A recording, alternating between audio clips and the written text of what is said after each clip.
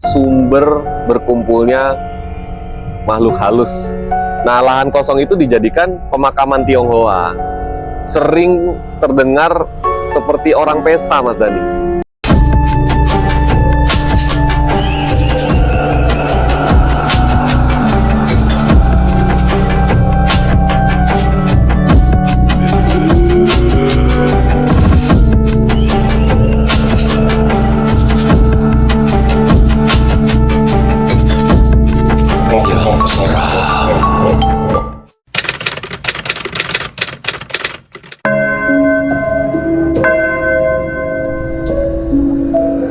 Bangunan bersejarah dan syarat akan misteri. Bangunan yang dibangun sejak era VOC dan berfungsi sampai dengan zaman kemerdekaan ini syarat akan sejarah yang sangat menarik dan patut disimak. Bagaimana cerita lengkapnya? Saksikan di Yang Seram.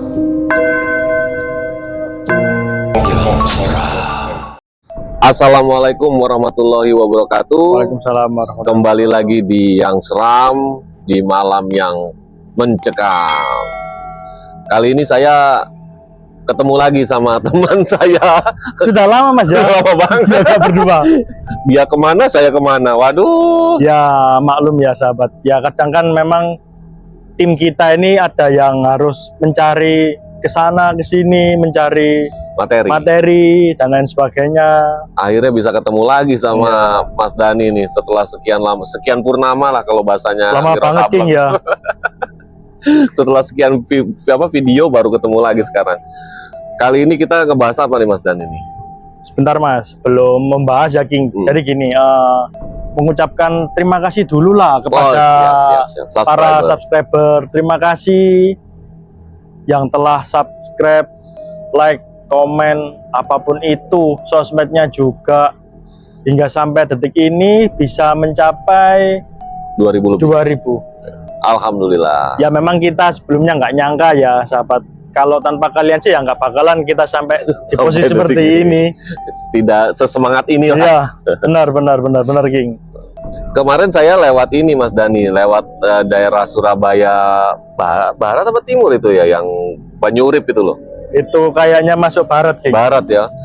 Itu pada saat saya lewat daerah situ ada gedung menarik di situ di pojokan tuh Mas Dani. Antara mau ke arah Banyurip sama mau ke arah yang sebelah sananya itu. Yang di mananya King? Yang flyover itu? Iya, persis kalau kita naik flyover itu kelihatan persis. Oh. Itu gedung yang sangat tua.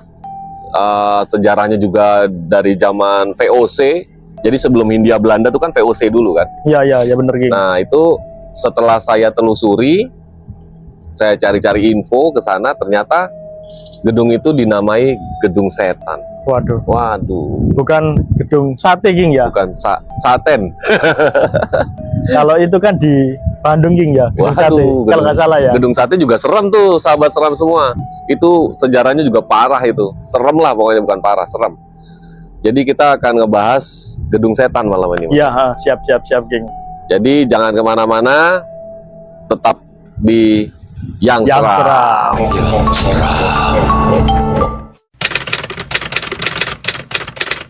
Kembali lagi di Yang Seram. Kita langsung lanjut aja bahasnya Gedung Setan King ya? Gedung Setan. Gimana itu King sejarahnya? Gedung Setan ini ada di daerah Surabaya Barat, persis di sebelah kirinya flyover. Kalau sahabat mungkin ada subscriber yang rumahnya di daerah situ, atau mungkin ada yang pernah tahu. Iya. Tolong komentar ya. Ayo, komentar. Yang biasanya yang rumahnya dekat situ King ya, mungkin tahu sejarahnya yang lebih detail banget gimana. Kasih aja penjelasan sahabat di komentar. Jadi biar kita semua biar tahu, oh ternyata kayak gini sejarahnya gitu. Karena memang menarik banget sejarahnya, menarik sekali gitu loh. Bangunan ini ya, kita bahas sejarahnya dulu sahabat seram semua. Bangunan ini mulai dibangun tahun 1809. Itu selesai pada tahun 1815. Jadi cukup lama tuh, sekitar 6 tahunan. Padahal bangunannya ya nggak terlalu. Berapa King? 18 ya? 18 belum merdeka berarti ya? Belum, itu masih belum Hindia Belanda juga, masih belum Belanda juga. Jadi waktu itu bangunan itu diperuntukkan untuk kantor Gubernur VOC. Oh, Jawa Timur. Oh, ya, King. Kalau VOC itu kan ini ya, yang kantor yang mengelola perdagangan. Iya, perdagangan. Masih waktu itu kan belum menjajah ya, Iya. belum menjajah, masih VOC itu masih Lama banget loh, 18-an. Indonesia masih Mungkin kerajaan-kerajaan. Kayaknya sama Hotel Majapahit, dan sekiranya ini mungkin masih lebih tua, Masih King, lebih tua, kayaknya ya. masih lebih tua. Tapi bangunannya sampai saat ini masih bagus loh, sahabat. Masih berdiri kokoh. Masih berdiri kokoh. Masih berdiri ya kokoh. memang mungkin catnya dan sebagainya sudah kelihatan kuno, King ya, Ya. karena nggak diperbarui lagi atau dikondisikan lagi. Tapi memang kondisi bangunannya itu loh yang masih kokoh. Masih kokoh. Dan yang menarik Mas Dani, di situ masih ditinggali loh. Loh, iya lagi. Iya, jadi masih ada beberapa keluarga. Oh, tinggal di situ. Ada keturunan gitu ya, keturunan Tionghoa yang memang masih tinggal di situ, beranak pinak di situ lah. Jadi lahir di situ, kemudian berkeluarga, mungkin mereka ada yang pindah dari situ. Nah, pada tahun 1809, pada saat bangunan itu resmi didirikan, udah jadi gitu ya, resmi dipakai. Sayang sekali VOC bangkrut. Oh. VOC bangkrut, mengalami inilah krisis moneter ya bisa waktu itu. bangkrut ya, kan perdagangan dia. Karena kan ini perdagangan ya, King. VOC itu kan terdiri dari beberapa negara kan, nggak cuma Belanda aja, dari Spanyol, benar. dari mana bergabung menjadi satu organisasi namanya VOC. Mungkin kalau sekarang ya sahabat seram semua, mungkin kenal sahabat semua kayak macamnya organisasi-organisasi perdagangan lah gitu loh, yang luas, negara-negara berkumpul untuk kalau sekarang namanya itu, kalau dikenalnya WTO, World Trade Organization. Oh ya. Yang Indonesia sempat digugat itu loh. Nah itu. Akhirnya VOC itu bangkrut. Pergilah VOC, nggak entah kemana. Terus gedungnya, King? Tapi itu sudah jadi kan? Sudah jadi, sudah bagus. Akhirnya gedung itu dibeli sama seorang dokter keturunan Tionghoa. Itu namanya saya kurang ini ya, nanti ada di bawah ya penjelasannya. Namanya seorang dokter dari Tionghoa, kemudian membeli gedung itu. Tadinya memang mau diperuntukkan untuk praktek kedokterannya dia. Oh, swasta. Jadi dibuat swasta milik sendiri. Mau dibuat kayak praktek dokter. Cuman sayangnya waktu itu mungkin beliau tidak jadi menempati karena mungkin ya tadi yang itu ya, krisis moneter itu ya, keuangan dan lain-lain. Akhirnya gedung itu tidak terpakai. Jadi terbengkalai gitu aja. Tidak ada yang isi, tidak ada yang apa gitu ya.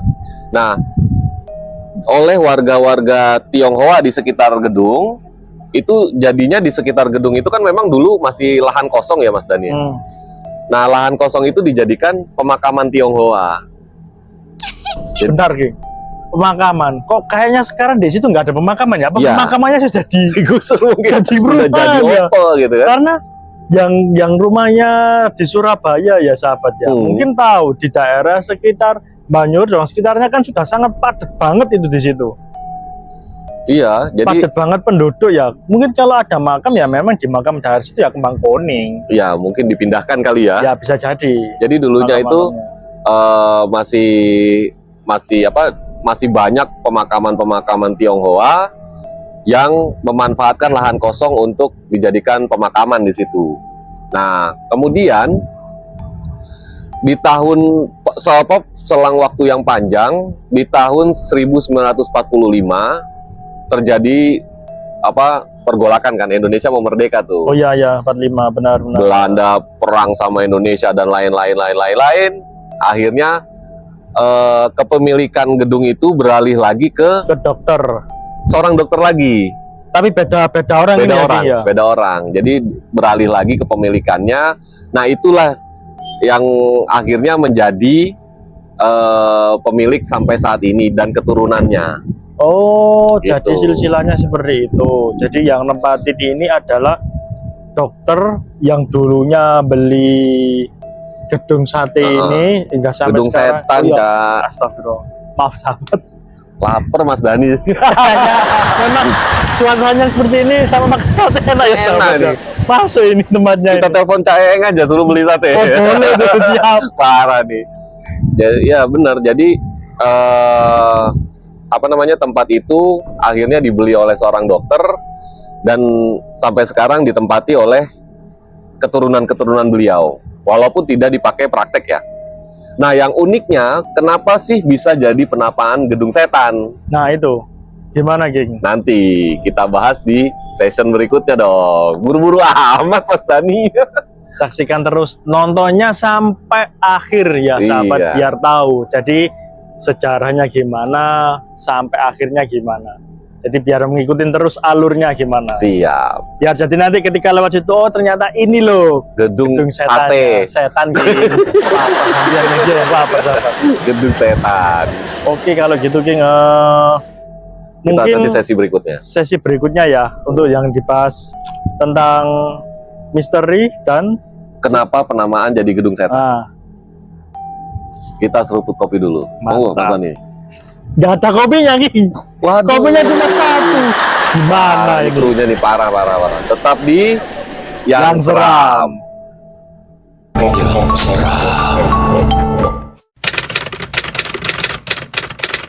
Oke sahabat, kembali lagi kita tadi lanjut ke tentang penamaan gedung setan itu gimana bisa sampai dinamakan gedung setan. Gimana Ki? Jadi ini sebenarnya masuk misteri atau masuk apa? Aku juga bingung ya. Iya, Masuk sejarah apa sejarah atau misteri? ya. Jadi sejarahnya itu pada tahun 1945. Enggak dong ya, pada Oh, zaman G30 G30 SPKI. Oh iya ya. G30 SPKI itu berarti itu sekitar 65-an lah. Nah, kan kita tahu pada masa itu banyak warga-warga Tionghoa yang kasarnya dibantai ya. Iya, dikejar, dikejar diburu. lah, dibilangnya apalah, dibilangnya komunis dan Terus, lain-lain. Tionghoa itu tadi lari ke situ. Lari gitu? ke situ untuk bersembunyi lah di gedung Oh. itu. Nah, menurut narasumber kita namanya Pak Joyo ya, kalau waktu itu kita ketemu Pak Joyo namanya, katanya penamaan gedung setan itu waktu itu ya, karena banyaknya warga Tionghoa yang apa istilahnya bersembunyi di situ, Bersembunyi. mencari perlindungan di situ, akhirnya warga-warga yang pribumi ya, istilah kasarnya ya teman-teman sahabat semua, pribumi itu membantu untuk melindungi mereka. Dan untuk biar orang-orang ini tidak menghancurkan itu gedung dan tidak membunuh orang-orang Warga Tionghoa, warga sekitar tuh menakut-nakuti orang tuh, gedung itu tuh ada setannya, jangan diapa-apain. Oh, Bisa ciloko gitu loh. paham. Jadi nama gedung setan itu berdasarkan orang memberitahu kepada sekitar, membuat kayak sugesti. Sugesti, betul. Orang itu mau masuk ke situ itu, oh jangan, nggak ini ada berani. setannya gitu. nggak berani. Apalagi kan tadi di sekitar situ kan banyak pemakaman Benar. pemakaman Tionghoa. Jadi orang-orang, Iya. oh iya ya, kalau sekarang sih lucu ya, setan itu ya, vampir itu kan begini tuh. Server. Jadi mereka ditakut-takuti oleh apa namanya, sugesti-sugesti Jadi yang bilangnya mereka gitu. Yang di Tionghoa ini, para Tionghoa ini, dia bilang kepada masyarakat sekitar atau gimana, ya akhirnya itu tadi sahabat. Jadi ketika ada orang yang mungkin kan kalau orang nggak tahu kan tanya, loh itu gedung apa, ya itu tadi bilangnya kan namanya masyarakat ya, kalau satu ngomong kan otomatis kan langsung menyebar langsung dia. Oh jangan, di situ gedung setan, banyak setannya, bla bla Banyak bla, setannya sebagainya. gitu loh. Apalagi situasinya yang mendukung King ya, yang sekitarnya itu ada Banyak pemakaman pemakaman. Tionghoa. Ceritanya lagi di dalam gedungnya itu yang saat ini ya Mas Dani ya, setelah sampai saat ini di dalam gedung itu memang terdiri dari gedung itu terdiri dari 3 lantai. Lantai 1, lantai 2, dan lantai 3. Berarti termasuk besar banget King ya, sampai 3 Ya, lantai loh. sekitar 15 kali 15 meter lah. Katanya di dalam situ juga ada gereja King. Iya, itu dia yang uniknya. Jadi ya, warga Tionghoa itu kan banyak yang beragama Kristen juga Kristen, kan, ya. Nasrani, terus ada juga yang beragama lain lah kayak Konghucu dan lain-lain gitu ya. Jadi di lantai 2 itu ada gereja kecil, gerejanya kecil aja sih, kayak ya kayak aula kecil gitu aja, sahabat seram semua, memang diperuntukkan untuk menjadi sebuah gereja. Dan di bawah Apakah ada, itu mungkin gerejanya sudah lama banget, King ya? enggak, baru-baru setelah gedung itu aman lah untuk dihuni, untuk setelah zaman-zaman PKI lewat. Gereja itu ada, jadi kan dibuat gini, banyak orang Tionghoa yang ke situ, daripada dia keluar akhirnya Dibuatlah tempat gereja. ibadah ya. Mungkin seperti itu ya, sahabat seram semua. Terus untuk yang beragama lain selain Nasrani itu di lantai dasar. Nah, dimasuk misterinya nih Mas Dani nih. Katanya, kata narasumber kita si Pak Joyo itu, lantai 3 itu tidak ada yang berani menghuni. Oh gitu. Lantai 3 itu yang kan ada 3 lantai, yang dihuni itu cuma lantai 2 dan lantai 1. Lantai 3 itu tidak ada yang berani menghuni karena suasananya tuh bukan suasana, lantainya itu memang kayak aula besar gitu, kayak hall gitulah. Itu kalau yang di lantai 2 itu kan udah disekat-sekat kamar kan, jadi per keluarga gitu loh, sahabat seram semua, kayak apa ya, kayak apartemen kecil gitu loh Mas, dan kontrakan kecil lah. Tapi di lantai 3 itu nggak ada yang berani menghuni. Konon kabarnya lantai 3 itulah yang menjadi sumber berkumpulnya makhluk halus dari sekitar gedung di lantai 3 itu. Ya karena nggak ada yang menempati tadi, King. Karena nggak ada yang menempati, dan apa ya, beberapa atap-atapnya juga sudah mulai bocor, bolong-bolong gitu loh Mas Dani. Pernah sekali waktu ya, sahabat seram semua, ada gedung itu tersambar petir sampai tembus sampai ke lantai 1. Wih. Jadi bolongnya itu masih ada sampai sekarang, sahabat semua. Kalau misalnya teman-teman ke sana, itu kita masih lihat tuh bolongnya itu masih ada, masih belum direnovasi. Nah itu. Berarti kan juga ada katanya kan yang di bagian belakang itu juga ada tempat yang menyeramkan itu, sama tangga yang mungkin menuju ke lantai 3 ya kayaknya. Betul. Ditutup atau gimana gitu. Memang itu disengaja untuk tidak dilewati oleh orang, katanya ya. Itu kan masuk, kalau kita masuk kan juga nggak apa-apa kan ya, maksudnya dalam artian kita berkunjung nggak masalah, karena kita ke sana kan bukan untuk apa, mengangkat misterinya ya, horor-horornya enggak, kita cuma melihat bahwa ini loh ada lingkungan Tionghoa di Surabaya Barat yang tinggal di dalam satu gedung. Nah, ya. Itu garis keturunannya tuh ada Mas Dani. Tapi ya mungkin itu tadi ya, karena daripada nanti ada orang yang naik atau kenapa lebih baik mungkin ditutup ya. Yang tangga menuju ke lantai 3-nya itu tadi ya. Dan konon kabarnya sahabat seram semua, di situ sosok noni Belanda yang tadi di zaman VOC itu menempati tangga naik ke lantai 3 itu. Jadi terima tamu, King. Iya. Ya jadi terima tamu. Front office dong. Silahkan. Ngisi buku tamu dulu gitu ya. Jadi memang sering berseliweran tuh Mas Dani, katanya noni Belanda itu. Dan herannya cuma si noni Belanda itu yang mondar-mandir. Om-om Belandanya tuh nggak ada gitu, nggak ada kelihatan gitu. Kemana ini om-om Belandanya? Ya kan namanya resepsionis, banyak kan cewek, gimana-mana hotel kan cewek. Enggak, aku takutnya om-omnya itu ke belakangnya Banyurip itu loh. Waduh. Apa itu? Apa itu sahabat? Ikut sahabat. Bahaya. Itu saya diajarin nama Caeng. Itu yang ke belakang Banyurip itu ya. Nah, lokasi. Nah itu yang lokasi menyeramkan di situ, dan ada beberapa kepala keluarga di situ yang cerita bahwa di lantai 3 itu sering terdengar seperti orang pesta Mas Dani. Jadi orang-orang tahulah sahabat seram semua. Berarti orang VOC yang tidur di sana itu mereka sudah terbiasa dengan kondisi seperti itu. Jadi ketika ada dengar, oh ya wes lah, biarin paling gitu ya. Nggak mau ikut pesta lah gitu. Jadi orang-orang VOC itu kan mau ikut pesta, biarin lah. Mereka pesta sendiri, kita di bawah aja. Kalau ada apa pasti pesta, pesta itu VOC lah ya. Nah, karena jadi identik dengan dulu kan Eropa. Seperti itu, King. Eropa kan budidayanya kan kalau tentang sebuah pesta kan memang sangat wah banget kan mereka. Ya segala macam lah. Nah itu sering terdengar. Kalau dulu kan lantainya juga masih belum beton ya, sahabat seram semua, masih kayak kayu-kayu tebal gitu lah. Jadi terdengar suara gesekan, suara glak-gruk kayak orang gitu loh. mungkin kayak orang jalan gitu. Kalau pesta itu yang sering terdengar di lantai 3, tapi warga yang menghuni gedung setan itu ya sudah terbiasa sekarang, dan katanya juga sekarang lambat laun sudah mulai menghilang lah itu apa namanya kisah-kisah seram-seram itu tuh ya. udah mulai menghilang. Tapi memang kita lupa tahun berapa gedung setan ini ternyata sudah jadi cagar budaya juga, Mas Dani.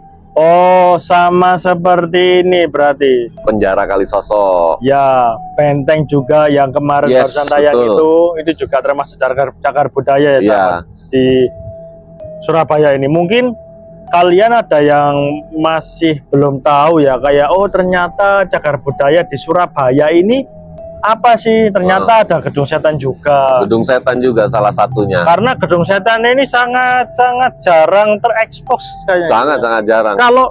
Kalau Benteng masih sering ya, karena sering dibuat priwet dan lain sebagainya gitu. Karena memang selewatan gitu, Mas Dani kan. Iya. Kalau kita naik flyover juga nggak jarang ngelihat ke kiri, karena itu kan flyovernya belok ke kanan kan. Belok ke kanan. Tapi kelihatan kok guys, kelihatan banget. Karena gedungnya ya termasuk tinggi lah, lantai 3 juga.